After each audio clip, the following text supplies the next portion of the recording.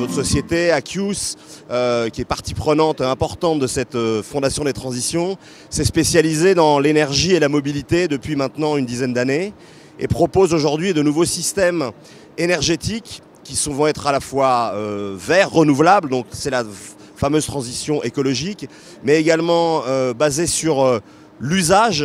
Donc quel usage fait-on de la mobilité? Sera-t-on propriétaire demain de notre véhicule ou serons-nous tous dans un système de sharing, de partage de cette mobilité? Donc c'est une autre transition très importante finalement du savoir-vivre en ville, du vivre ensemble en ville.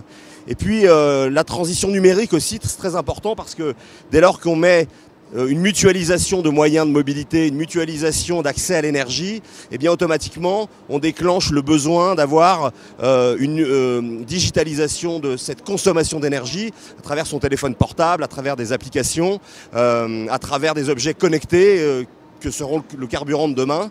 Et c'est tout ça finalement le pari que Aqius a fait depuis plusieurs années autour notamment de la mobilité hydrogène et qui s'incarne parfaitement dans cette notion, cette problématique de la fondation des transitions. Tout ce nouvel écosystème, cette manière nouvelle de consommer et de vivre la mobilité et le monde des transports pousse à réinventer une forme d'industrialisation.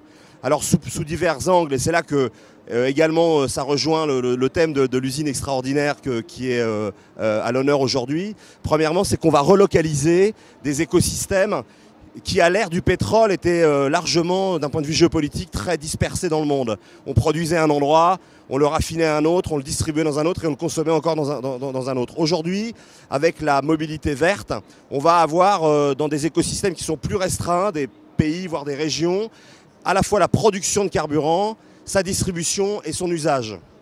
Et ça va profondément modifier la fabrication des objets, l'utilisation des objets, mais aussi les aspects de logistique qui sont absolument consubstantiels à ce qu'est l'industrie dans son ensemble.